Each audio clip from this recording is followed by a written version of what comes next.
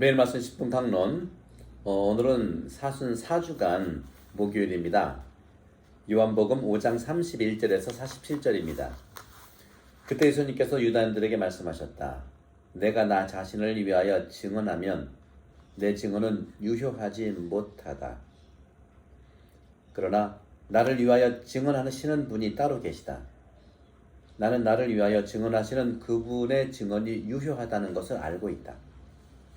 너희가 요한에게 사람들을 보냈을 때에 그는 진리를 증언하였다. 나는 사람의 증언을 필요로 하지 않는다. 그런데도 이런 말을 하는 것은 너희가 구원을 받게 하려는 것이다. 요한은 타오르며 빛을 내는 등불이었다. 너희는 한때 그 빛 속에서 즐거움을 누리려고 하였다. 그러나 나에게는 요한의 증언보다 더 큰 증언이 있다. 아버지께서 나에게 완수하도록 맡기신 일들이다. 그래서 내가 하고 있는 일들이 나를 증언하여 나를 위하여 증언한다. 아버지께서 나를 보내셨다는 것이다. 그리고 나를 보내신 아버지께서도 나를 위하여 증언해 주셨다. 너희는 그분의 목소리를 들은 적이 한 번도 없다. 그분의 모습을 본 적도 없다. 너희는 또 그분의 말씀이 너희 안에 머무르게 하지 않는다. 그분께서 보내신 일을 너희가 믿지 않기 때문이다. 너희는 성경에서 영원한 생명을 찾아 얻겠다는 생각으로 성경을 연구한다. 바로 그 성경이 나를 위하여 증언한다. 그런데도 너희는 나에게 와서 생명을 얻으려고 하지 않는다. 나는 사람들에게서 영광을 받지 않는다. 그리고 나는 너희에게 하느님을 사랑하는 마음이 없다는 것을 안다. 나는 내 아버지 이름으로 왔다. 그런데도 너희는 나를 받아들이지 않는다. 다른 이가 자기 이름으로 오면 너희는 그를 받아들일 것이다. 자기들끼리 영광을 주고받으면서 한 분이신 하느님에게서 받는 영광은 추구하지 않으니 너희가 어떻게 믿을 수 있겠느냐. 그러나 내가 너희를 아버지께 고소하리라 하고 생각하지는 마라. 너희를 고소하는 이는 너희가 희망을 걸어온 모세이다. 너희가 모세를 믿었더라면 나를 믿었을 것이다. 그가 나에게 관하여 성경에 기록하였기 때문이다. 그런데 너희가 그의 글을 믿지 않는다면 나의 말을 어떻게 믿겠느냐. 주님의 말씀입니다. 그리스도님 참여합니다. 네, 오늘 복음은 그리스도에 대한 증언이죠. 현대 언어에서 이 증언이라고 하는 거요. 오늘 5장 31절에 여러 가지 내가 자신을 위하여 증언하면 내 증언은 유효하지 못하다. 그러니까 스스로 나를 증언할 수 있겠냐 그거죠. 하지만 나를 위해서 증언하시는 분이 따로 계시다 하고 말씀하시죠. 나는 나를 위하여 증언하시는 그분의 증언이 유효하다는 것을 알고 있다 하고 말씀하십니다. 그런 점에서 현대에서 증언도 시간과 밀접히 연관이 있죠. 특히 제한받고 그리고 정해진 시간이라는 의미를 가지고 있어요. 증언이라는 것이 무조건 막 열리는 게 아니잖아요. 어느 시기에 어떤 삶에 대한 환경과 또 기간을 얘기하죠. 따라서 우리가 증언을 하기 위해서는 언제 목격했고 또 그 목격을 또 어떤 때 증언하느냐가 타이밍이죠. 매우 중요하기 때문입니다. 보통 우리는 증언하면 법정이라든가 재판이라든가 또 법에 해당되는 것 여기에서 경험되는 것을 볼 수가 있는데 우리가 알고 있는 대부분의 이런 사물에 대한 정보 또 증언들은 다른 사람들로부터 주어지거나 전해진 증거에서 즉 증언에서 옵니다. 다시 말하면 시작부터 증언을 주고 있는 어떤 사람이 항상 존재한다는 거예요. 목격 증인이죠. 그런 점에 처음부터 봤다 이거. 우리도 사건 사고 나면 목격 증인을 이제 구한다는 뉴스를 많이 보지 않습니까? 현수막 같은 것도요. 교통사고 났을 때라든가 이런 거. 우리 본당에서도 문루시아 자매님이 지난주 월요일부터 이 뭡니까? 실종에 대해서 좀 걱정을 많이 하는데요. 여러분 많이 기도해 주세요. 제발 좀 별일 없기를. 루시아 자매님입니다.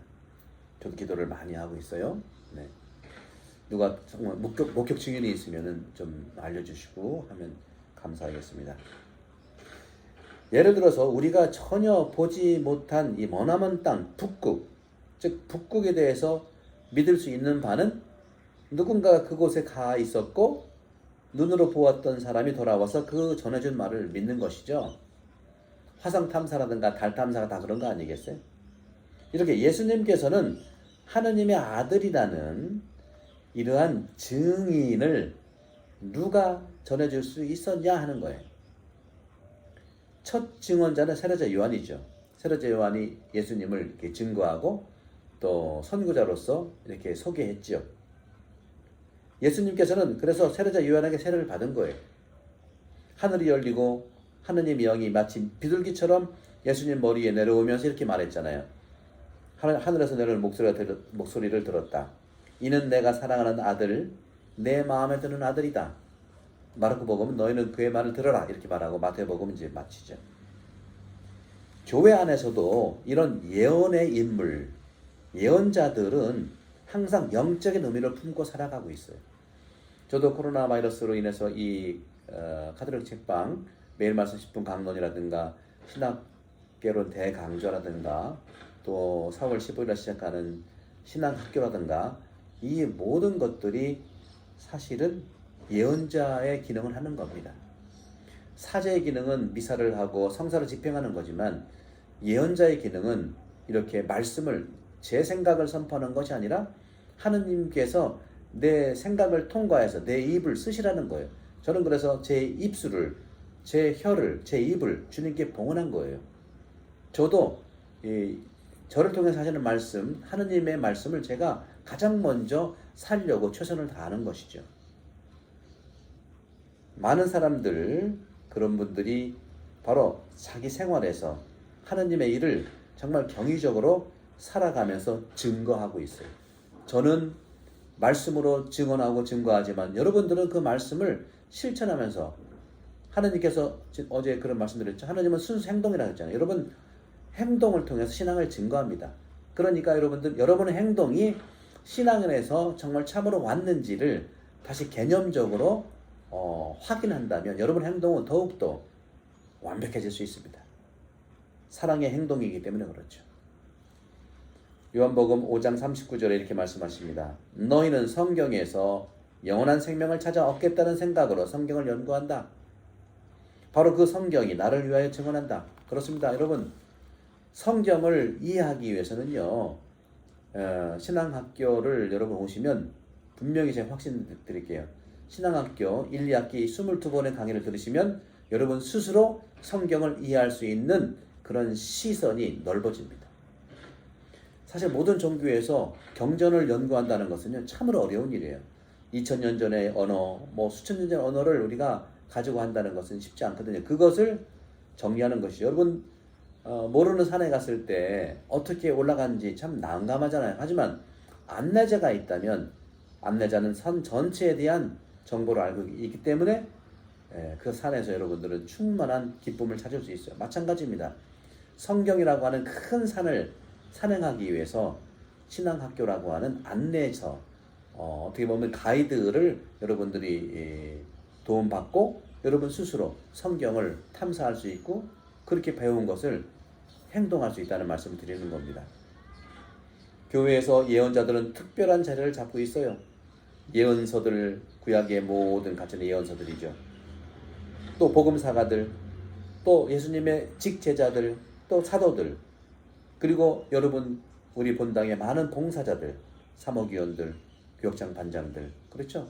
이 신앙학교를 통해서 하느님의 이러한 뜻이 분명히 여러분을 봉사의 증거의 삶으로 완벽하게 완성될 겁니다. 따라서 여러분들뿐만 아니라 그들은 성령의 영감 아래서 보았던 것을 기록한 것입니다. 그렇죠? 그렇기 때문에 그리스도인들은 신앙의 원천으로서 성경을 받아들이고 그것을 향해 갑니다. 성경은 하지만 여러 장들을 단순히 모아놓은 책이 아니에요. 상당히 다양하고 넓어요. 성경은 시기가 다르고 저자들도 다르고 다양하고 내용도 다양하고 스타일, 문체 어우러진 많은 그런 책들의 모음이에요. 하지만 4월 15일에 시작하는 신앙학교는 이런 다양한 모든 성경을 이해할 수 있는 가이드라인을 배우는 신앙학교입니다. 이 신앙학교를 나오면 분명히 여러분 성경을 읽을 수 있는 능력을 부여받게 됩니다. 믿으십시오. 제가 그 일을 그동안 해온 것입니다. 인간적인 관점에서 성경의 뜻은요, 성경의 의미는요, 통합적이고 다종 양식으로 바라보아야 합니다. 그래서 오래 걸려요.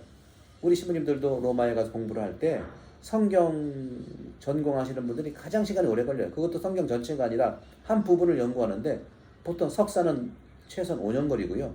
박사는 토탈해서 한 7, 8년 걸려요.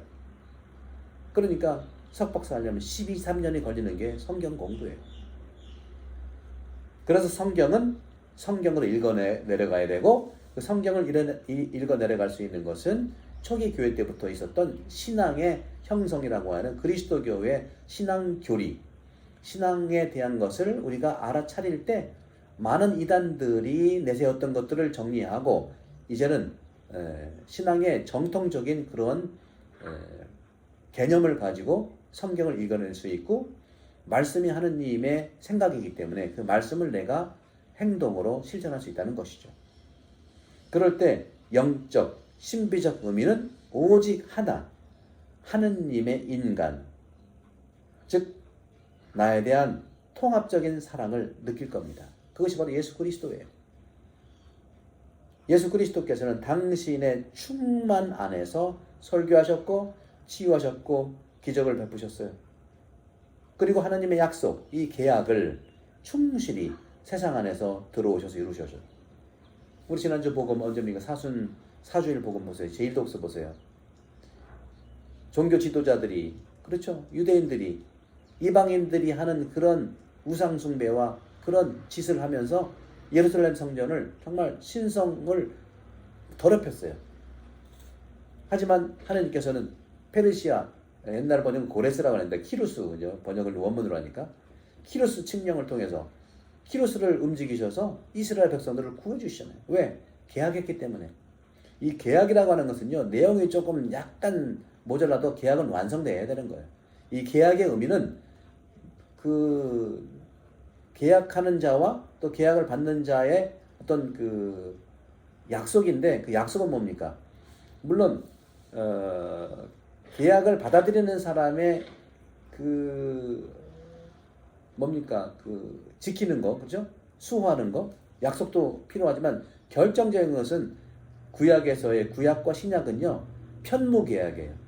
하느님 편에서, 예수님 편에서만 의무가 있는 겁니다.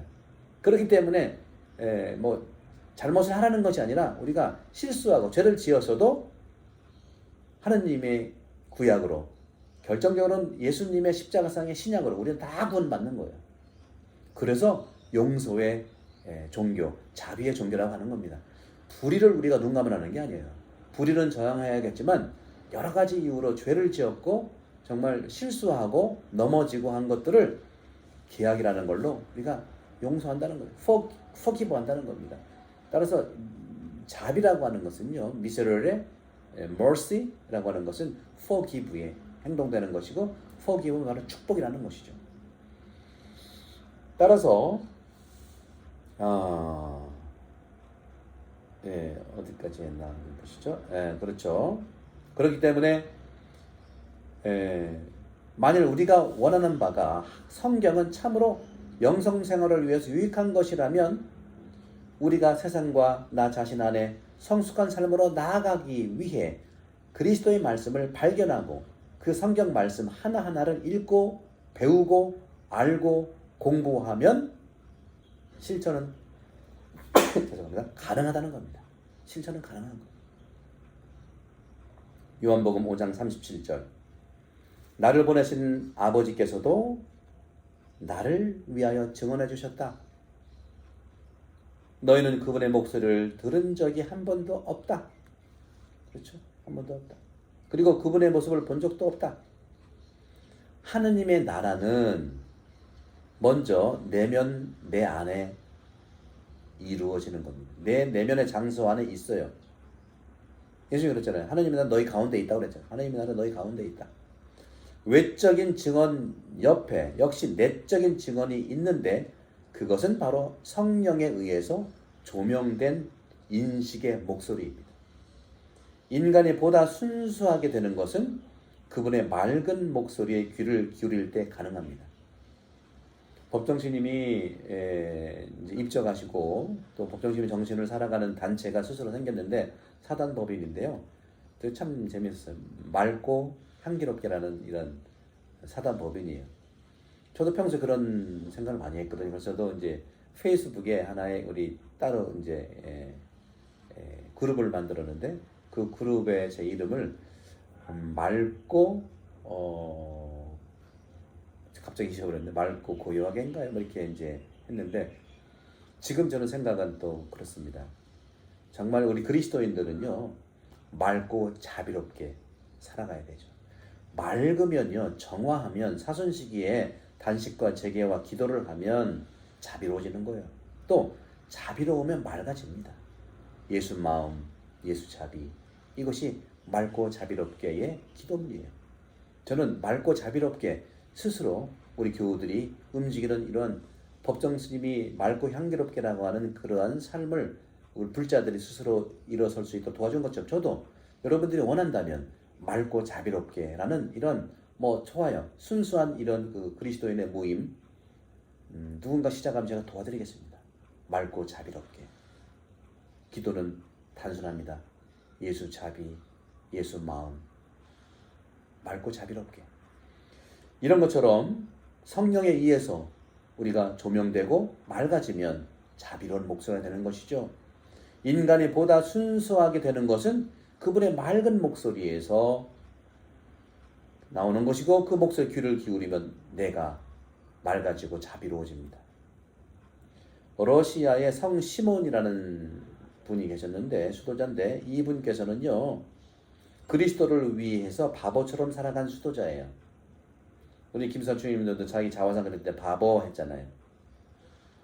13세기 전으로 러시아 교회는 많은 수도자들이 그리스도를 위해 바보처럼 살아가는 영적 신비의 삶을 살았고 그 흐름들이 있었어요. 성 시몬은요 그리스도를 위해서 바보처럼 살아가셨어요. 그 순간에 성경 읽기를 그만두었답니다. 왜? 성인의 인식이 그렇게 맑고 투명하게 되었기 때문에 그는 성경의 도움 없이도 필요한 모든 것을 깨달았다는 겁니다. 수도 생활의 대부 안토니 아파스 성계에서도 이렇게 말했습니다. 정신과 영적인 책들 가운데 무엇이 먼저 올 것인가? 당신의 정화, 특히 당신의 정신을 정화하세요. 당신의 마음을 맑게 하세요. 책이 필요 없을 겁니다. 이렇게 수도생활은 충원하셨어요. 그러니까 여러분들 시간이 없어서 성경 읽을 시간이 없습니다. 또 신앙 공부할 시간이 없습니다. 여러분들 안토니오 아파스의 증언도 있고 성시몬의 삶도 증언도 있잖아요. 그리스도를 위한 바보처럼 살아가는 거. 그렇죠? 정신과 영적인 책들 가운데 무엇이 먼저냐? 당신의 정신을 맑게 하는 것. 책이 필요 없다는 것이죠. 예수 마음, 예수 자비를 계속 하루에도 수천 번씩, 수백 번씩 외쳐보세요. 여러분들은 정화되고 충만한 삶이 될 겁니다. 하지만 필자를 포함한 보통 사람들은요, 우리에게는 오르게네스 교보가 말씀하신 것처럼 두 개의 책들을 동시에 다 읽어야 합니다. 그것이 바로 뭡니까? 성경책과 성령의 영감입니다. 우리는 이런 점에서 정신과 책을 다 함께 읽고 실천해야 됩니다. 책은 성경이요. 정신은 인식의, 인지의 기원, 알매의 기원으로서 성령의 감도입니다. 예수 마음, 예수 자비, 그리고 성경을 함께 읽는 그런 복된 하루가 되겠습니다. 여러분들 4월 15일에 시작하는 신앙학교 제가 책임지고 여러분들을 맑은 자비, 그렇죠? 맑고 자비롭게로 안내하도록 하겠습니다. 성부와 성령님께 여러분 모두를 강목합니다. 감사합니다. 많이 구독과 또 전파 부탁합니다. 그래야 우리가 이 사순 시기에 이런 주님의 은총이 널리 알려질 겁니다. 감사합니다.